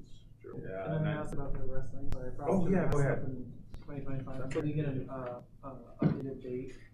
I don't have, in the next couple weeks, they're wrapping up now. The girls' wrestling room, all wall mats are hung, that's done, painted. The boys' side, they are wrapping up, probably today, finished painting the railing. We added, if you haven't been in there a while, it looks like a mesh metal going all the way across the mezzanine to, not to have it wide open, yeah. And so all that got painted in the last 3 days. Then they will lay down the rest of that floor. The locker rooms, the lockers are in. They're finishing up, just the toilets and things like that. They're really getting down to the last few, type of, there's really no major things, just finishing up. White roofing was on top, last week, last week, and they were there again today. So they're sealing that entire roof too, so. We're getting the entire roof done. We're doing the entire roof, yeah. We were nickel and diming, every time, you know, a little pinhole from, more than likely the rubber's wearing out on the screws, fasteners holding it, and it's just, so we anyway, coated the entire roof with white roofing. And so I would say the next 2 weeks, they should be wrapped up and pretty much on there. Then we'll do a punch list, but it's most of the major work. Probably the last major thing to do is lay the tile, and they'll get to that at the very end. The tile is in the lobby and on the. So locker rooms are done except for The floor's done. Floor's done. It's really the fixtures is the last thing they're doing in the locker room. Just make sure the sinks, the toilets, and that. But the lockers are in. They finished them up. Both the same company, stadium and restroom, got finished up late last week. So yeah, so that's done now, and the floor and the flooring had already been done. They had to do that for the lockers, and so we're down to just that, just the fixtures really. And do you think anything else, Scott? Yeah, they can do that VCT as they move out. So as soon as they get the wrestling room, the guy's side of the wrestling room, the larger side, done painted, then they just need to start laying the floor out, and then putting up all the wall mats all around that. So that'll take some time. It'll take a ton of time. I think they did the girl probably in 3 or 4 days. And so yeah, so a couple weeks. Fire panels open and operational, so. Did the fire marshal inspect it? I don't know that. I think it's just Friday, the fire marshal gets occupancy. I think they got held up a week or so because of the company doing the fire alarm. But it's either we're having a hard time getting them, or we're struggling with something to get that up and running. So I think I drove by the other day. Is there dirt piled up around? Like, are we? We did. So Amy's working on landscaping, because we put the new gutters on, so it didn't do what they had it doing before we got where the water fell right down and created this trench that was probably this and this deep, and that's where the water was alongside. So we obviously have a lot of topsoil with our project out there, and so we're landscaping to get that. The building in September, when it cools down, will get painted then too. When they're bed, so the outside will get painted too. And so yeah, that was fill up that trench that's been created over the years. So gutters now go out further, or? Well, they actually were. So I don't the know. trench was left over from before. It was, yes, yeah. When we bought the building. So that means when it rains, probably water coming through that way too. It used to come through underneath the wall. Kind of, it's seep on the wall. Just like if your basement, if you take your east house down and you let rain come But if down, the trench right? is in there, do we still have problems with that? Because the gutters. We put the gutters on, do downspouts. We didn't have any problems with it. Had a We few did it. outcomes on it. Yeah. That was one of the first things he fixed this spring, is we gotta fix the gutters, because that's the water along the foundation problem, is the gutter system's not working. So, yeah. All right. Legislative priorities? Yeah, I don't know if you guys took a chance to look to them. I know Frank, you're on the committee and did it. To me, it's hard to get so final in election year. I went through them, and I can just throw mine out. Obviously, SSA, right? We should be promoting as high as we can get early childhood funding. If we ever could get to 4K all day, all paid all around, would sure help. And then, of course, equity, if they'll do anything. They didn't do anything on equity last year. They have a whole thing on school choice. If you read it, they got a large platform. I just put simple, whatever we do, there should be a leveling of the playing field on any type of school choice. Let's not make sure, we create an advantage here versus an advantage there, and so whatever that looks like. We just don't know what the new ones would look like.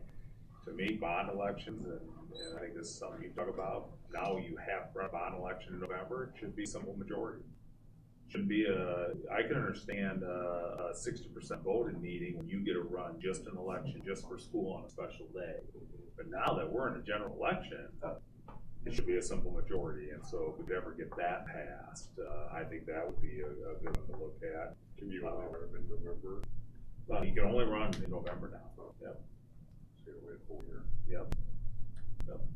And then I put on here, and it wasn't in theirs, Frank, is increase concurrent enrollment to all colleges. We should be able to shop around and get weighted courses with any college, whether it's private, the University of Iowa, Iowa State, Eastern Iowa, Kirkwood. We shouldn't be limited to the way the law is written now. I think less is more, especially after last session.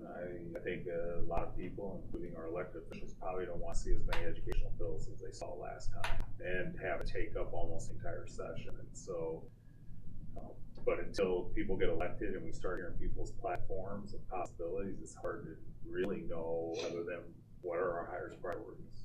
So I will say, just from ISB personal opinion, we have way too many priorities, and I think that's been said to them, you know, less is more. What really do you want, and then what can you get? So I think you mentioned the top four, and they've been top four in the last 4 years to my knowledge. SSA, early childhood, equality, equitable. So those things I think we need to take a look at. I think, you know, the level playing field, that's going to be kind of iffy to go after, but I think something has to be out there to make certain that they understand they're making it not equitable. We're going to have those with, or those that have and the have-nots, and I think that's not what they want. I should say that. That's what it looks like they're going to get. Yeah, I think it is, we have to watch to fight where they want to actually go the other direction further. So charters, right? Charters, there hasn't been a ton of charters starting in the state of Iowa, partly because they're required by special education media, a lot of the same things we need. More than the private sector, right? The vouchers, well, I could easily see a bill going, well, let's make the charters the same as the vouchers. Well, then again, now you're creating an inequitable field for charters to get more charters to start up. That would be my concern. Is I'm not sure we can fix the inequities that exist now, but sure not let more inequities start happening because you're not creating a fair playing field. Right. And so that's what I think we need to watch. But you don't know if that's going to come until you have a session start and you hear what people have to say. To me, educational standards and accountability is a section that covers that. When I look through, like, you can't have more than 3, right? I mean, like, we handed a thing of 21 priorities, and then it just gets, you know, it's watered down. Yeah. So I mean, that educational standards and accountability is basically talking about rigorous educational standards of public and non-public schools, right? So that to me was not only, you know, making sure the standards stay high and accountability across both schools, right? Because it's more of a level, I mean, they throw dollars one way or another, but if you're not required to provide the same educational experiences, then, you know, I mean, Much as I would love to say, make them provide transportation, make them provide special education, make them do this, make them do that. I know we're not going to win that battle. So why would I want our lobbyists or anybody to put a lot of energy or pressure on somebody, on our elected officials, when we know it's not even realistic to happen? You know, so let's pick the battles that we can win and let's narrow it down and let's not let that gap of inequity grow. I would just have to say to our board members that the priorities come from a different group than IASB. Yeah. They're exactly a group of other school board members that sit down, and there are like 25, 30, I don't know, there's a great big number, and it becomes a very tedious job to try to narrow those people down to get to this small number of 30 priorities or whatever it is. So I do want to let you know that we'll go through this in the delegate assembly. We either vote them up, vote them down. Most of the time they're written halfway well. We have time to discuss the pros and cons, and then we move on with the vote. Would you say, Frank, that the platform is as much about guiding the lobbyists as it is necessarily presenting this whole paper to every elected official? No elected official is reading that. You know, the bottom line is that the things that we want, we should see our local reps and talk to them, say this is what we need. And the more we say that to them, they know that we're votes. I mean, that's Right. how things get changed, or how we can get things changed, or how we get a bill put in place, so. And I think I thought Gary Moore did a nice job for us last year. I mean, he was one that I could go and say, all right, where do we stand on a lot of things? And this is what I think, this is what I want, but I'm fighting, this is the fight that I'm having. I understand, Gary, if you need something, let me know. I don't know what I can do for you, but, I might be able to talk to a couple other people, but, I thought he did very well. I thought he was he's one I could at least talk to. Right. The only new one I threw out there was I love this, we're a school choice state, so I think schools ought to have school choice too. And I think there's potential for traction building up on that. Yeah, and I think that's something that could be easily done, because when I talk to legislators, they say, you can't go to another school, community school to get something. I said, we got, a great ag program, why can't we go to Kirkwood Community, because they're the #1 in the nation? I mean, why can't we do that, have that coordination and let us build through them through Iowa State or wherever, but. Yeah. Let's write a resolution. You can't do that, so. Let's write a resolution to present. No, we can't. And Eastern Iowa should be our best partner. We should. I want them to be our best partner, don't get me wrong, this isn't anything about not wanting to work with Eastern Iowa, but you should still offer the best opportunity for kids, if we believe in school choice. Absolutely. And there are just some better opportunities. If Kirkwood already has a great program in ag aligned to go to Iowa State. Why reinvent the wheel? Why are we building the Regional Innovative Center? Because we are the only school that has ag, one part of it. So, can any kid come to our school? Yes. Yep. That's what it's there for, so why can't we do something very similar? I mean, that's really what we're asking. And there's a lot of frustration with the whole system around the state when I talk to other superintendents, because we all have to individually bargain with the community colleges on what we pay. That's just nuts to me.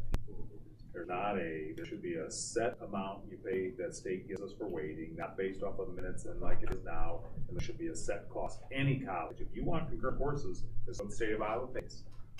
And we have a model, Wisconsin did it that way. The model in place, and so, but I think there could be traction. We're not the only district who has been struggling and wanting to have more options. So, but it is not currently part of their platform. SAI never taken it up either, so nobody's ever taken that up. We could write a resolution for it.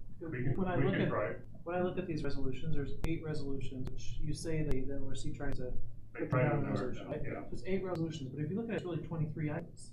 So you just kind of visually made me think that there's only 8, right? And I think, we pay dues to ISB. Right? So we don't want all of this stuff. Give me the top 5 that's in, and we can all, like you said, if it's a problem in our area, we can talk to our own legislators about it. But when it comes from an ISB perspective, there's definitely, things. I know there's, rural districts want certain things, and larger, metropolitan, maybe different things, but I think they've opened up choice. They've opened up paying, allow people to have that flexibility, but like you said, we don't necessarily have that flexibility as a district. Yeah. And it's really, it's the best use of state funds, right? We get the funding from the state to pay for concurrent enrollment classes, right? And they fund the community colleges, so why is there that discrepancy of what you can negotiate versus another district? Yeah, and it should be, PV shouldn't get more per kid for taking a class than we get, right? I don't understand that one, because it's all based off of our minutes and something else. It's a shame Kentucky was phenomenal knowing that formula, but it's weird. They get paid more, reimbursed more. Because it's all about their number of minutes versus something else. There is no standard. It is based off of your school year, your number of minutes that generates your weighting. It's a complicated formula. I think just separate. Personally, I don't know why we make this complicated, make it statewide. Are you talking about for concurrent classes? Yeah, so PD makes more off concurrent classes than we do, because the way their schedule works versus the way ours works. Because of number of minutes. It's all about your number of minutes. Because we follow our schedule based on our schedule. So our kids take more classes, we give them more opportunities for the the more choice of classes and. They get more per hour. They get more per hour. Why isn't it just based off credit hours? Credits? That's a good question, that's what I've asked. Okay. Way Credit more hours. Four credit classes with I'd three credit simplify classes. it. Why don't you just pay a standard fee? Yeah. Doesn't make any sense to me. Right, anything else on legislative priorities? But those sound pretty good if we, Yeah. because they want us to, I think it's way early, but they want us to email out, if we emailed out those kind of 4 priorities. Yeah. Which ones are you? So I said SSA, early childhood, I put them together, funding, I put funding as one, SSA, early childhood, I threw equity in there, just because I know they're gonna talk equity, because it's always out there, I put level the playing field, just as school choice. I know they got a lot on school choice, I'm not, you know, I just used it as just whatever we can do to level the playing field. Bond elections, should be a simple majority. Yeah. We're never gonna change it from November anymore, so the only thing we can do to try to make that, less easier for districts to potentially pass, but now it'll be harder to pass, is get it to a simple majority. Yeah. And then, I did the concurrent enrollment, we need to fix the concurrent enrollment, you know, increase our opportunities, and I'd fix the whole system, I would make it one cost and one reimbursement. So we've got to fit these to the resolutions and priorities of the city. Yeah, I don't know that. We can send those, we can send them into the ISB. And they'll try to fit them in. We can send them on. It might be better for us. There to are, I mean, fit like, them so SSA 7A, school choice is like the 6A category here. Yeah, we gotta fill out this, Trina will help fill it out, I think, or I remember, maybe I don't you know, did bond last issue, year, I mean, Frank. I don't know yeah, if you did it. sure, bond issues, we're already kind of beyond that, do we wanna really say that that's important to us? Right? I mean, I Yeah, get- well, I get the someday, majority, though, but- right, 20 years this is from today, now, But this is today, yeah, tomorrow, right? yeah, I mean, yeah. we have, I think, have bigger things than. Yeah. maybe To me, if I had to say anything, funding. SSA, if you wanna spend that 80% of your time to make sure we get enough funding that helps support our system. And any type of increased cost and things like that, that's number one. Our lobbies should spend most of their time on that. And that could include the early childhood, right? It would be, we know one of the major factors kids don't go to 4K, because they don't have wraparound services. Absolutely. Well, yeah, we know It's got 4K. some traction. Yeah, and it does, and so I think keep pushing for that, so that has a legitimate traction. Yeah. Equity just depends whether they have money and how much money they spend on other stuff, if they have money to throw at, they will, if they don't, they don't. I wouldn't have a lot of these spend too much time on equity unless it was starting to build traction, then I would. And then, to be honest, I wouldn't do anything with vouchers or anything until I knew what they were gonna try to increase. Then I would attempt to not allow that system to grow or create a more inequity for public schools. Right. Do they have an item on guns? I don't think so. Good.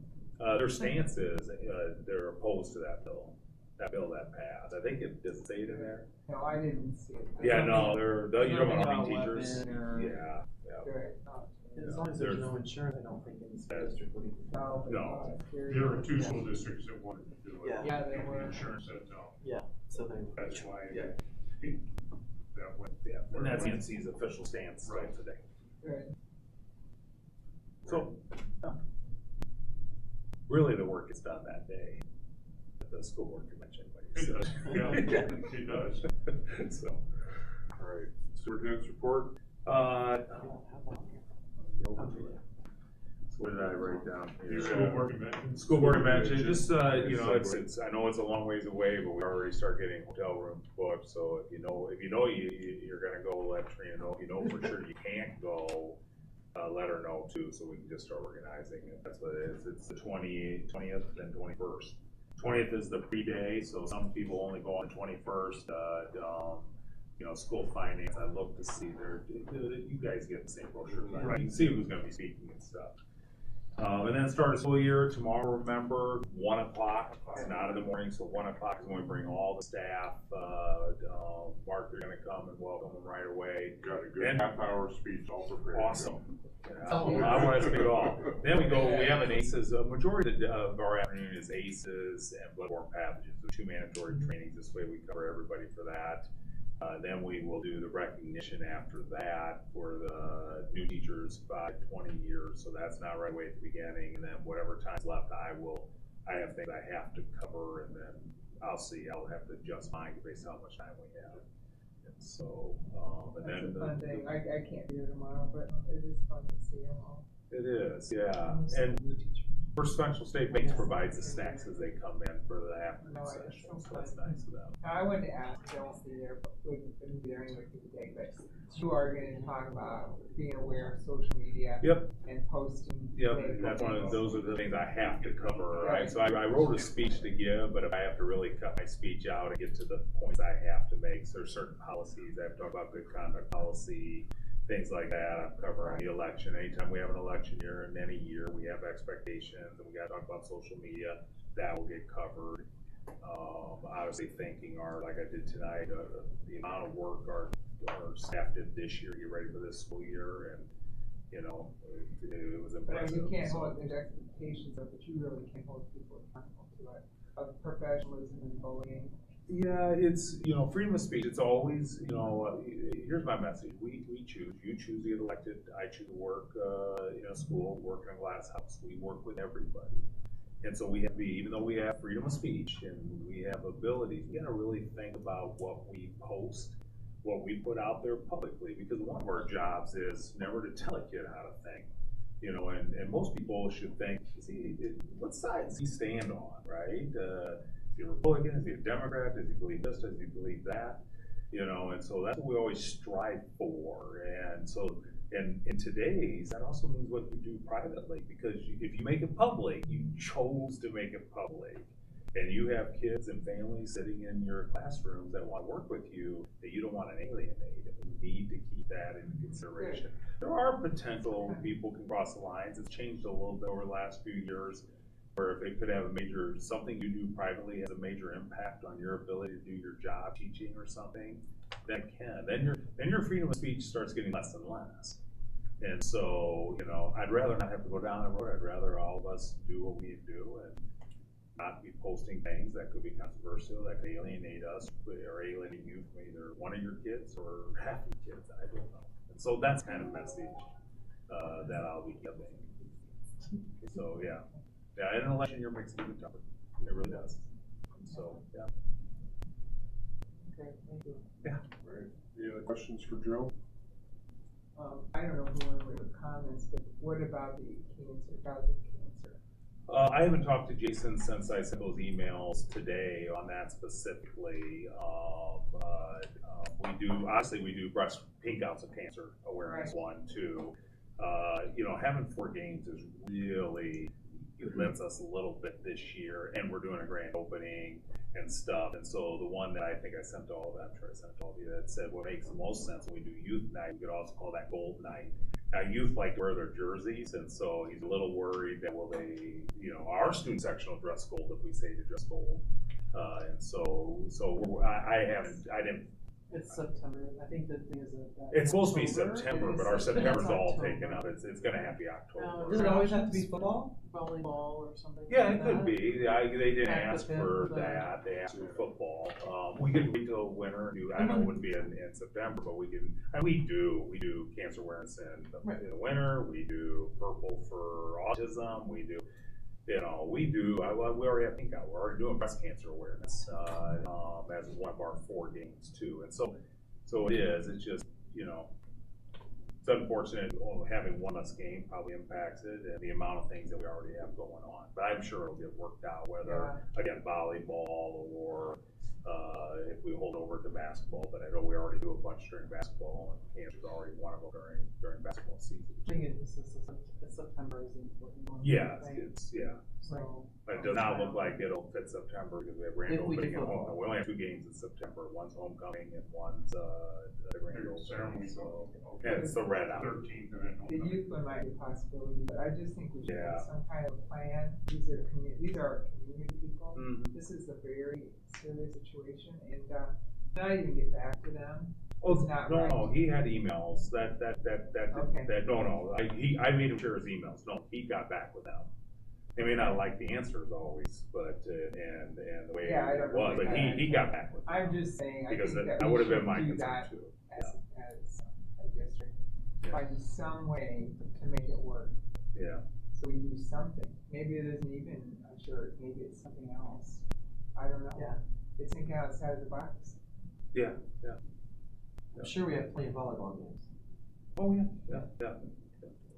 I They only think getting requested in him there was some football, right? Are they doing a I fundraiser know. along with it for their foundation? I have no idea. I think sometimes Yeah. I think the important thing is to get, and there's, parents that definitely been directly impacted in getting their Yes. input and helping them, Right. having them help and plan some of that, but would be. Yeah, I think we always have to I- judge what we do, right? I mean, because that list could become exhausting and pretty soon you gotta say to people, listen, we can't recognize every single thing, right? And so, as the AD, Jason has to work to figure out what do we do? Because we got a game, right? The purpose is the game.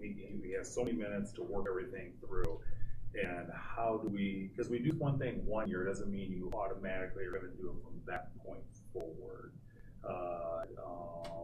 And so I think Jason's always gotta balance it out. I agree, you gotta listen to people, you gotta talk to people. Sometimes you gotta tell people, no, we're not gonna get involved in that, we're not gonna do that, whatever that might be.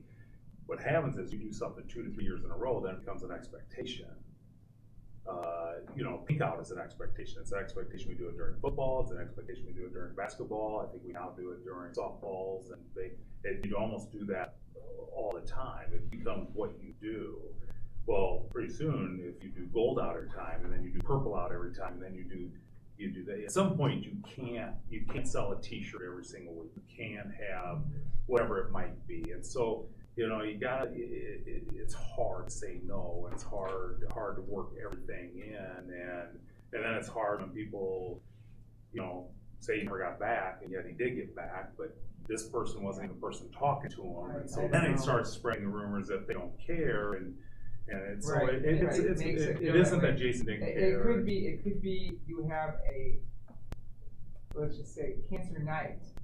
It's thinking outside of the box. Yes, yeah. We don't always have to do pink, we don't always have to do, here's the night of recognizing that we care as a community for people that are afflicted by cancer, which can be many people. And wear your gold shirt, pink shirt, black shirt, purple shirt. That would be a good something idea. like that. But to just say no, we gotta think of options and ideas. Yeah. Yeah. There's always a way to think of options and ideas. Yeah, and I think that youth night's So a good people feel option good. too. So. Yeah, but there's gotta be something. Joni, I think your comment about having a cancer night, I talked to Jason today too. And he said he's kind of thinking about just going with the pink out where they have a big pink ribbon. Right. Inside the ribbon have the different colors of the different. That's and a that good way you idea, get a right cancer there. And have it. We get closed-minded just doing it the same way every year, because that's what we do. So I think that's out there, but he Good. also mentioned to me that he said we probably do it on that kids night. Yeah. Joe just basically said, the little kids are gonna wear their football jersey. And the cheerleaders are gonna be, you cheerleaders are gonna be dressed up in cheer. Doesn't mean the high school students or the junior high students could be. Right. So, So I think the discussion's out there, but. Yeah, and like you said, announcements, our board is also another, especially on football, we got a Videotron, right? Messages can be put out there in really good ways too. Yeah, and to include them, maybe that was more that they didn't get back, maybe it was more like a runaround where they didn't feel they had the information or they cared. I don't know that part, but I believe these people. So I think that it's important to show we care, and we're gonna look into it. What do you have, as Molly said, to ask them? What is an idea you might have? Just to say, well, we don't do it that way, we do it pink night or blue night. We gotta have ideas, options. Yeah, 4 games, he had scheduled all 4 Right, I understood. activities, We already and said so that. then I'm saying there's gotta be something we can do. Like they play Central, Davenport Central volleyball from 17th, which is Saturday night. Yeah. Is that, would that, Yeah. But to get back to them and find out. I think they're working through options and see what Yeah, Joe's. it falls today under we are. Jason, Good. he is. Good. And it wasn't a closed off conversation, the way I read it, as if it was already Okay, well closed then it off won't, and it then was something over. won't happen. Good. And so, yeah. One Thanks. other other thing too, I know we're getting up to our closed session, but Tracy did say she's gonna coordinate the homecoming stuff that She's we'll on. do this year. I know she's on. I think she- Why don't we I saw tell my people, phone why don't we just tell come. people she's on virtual, we never. She's not acknowledge anymore. her. Tracy, Not. Tracy was on, but She was just anyway- listening. Anyway, Tracy was just listening, but she's gonna coordinate our homecoming, like Okay. we usually walk the parade and whatnot, so just to let you guys know that too. All right, anything else, Joe? I don't, not All really. right. So, before I have somebody read this and close session just for you, we are not gonna do any action after this, so you're free to go, so. Can I have somebody read the, and we do have a roll call vote, so. Can I have somebody read it, please? Yes. I move to hold a closed session as authorized by chapter 21.51J of the Code of Iowa to discuss the purchase or sale of a particular real estate, but only when premature disclosure could be reasonable, expected to increase the price the board would have to pay for the property, or in case of a sale, reduce the price the board could receive for the property. Right, then, motion, can I get a second? Second. All right, start with roll call, Frank. Would I? Yeah,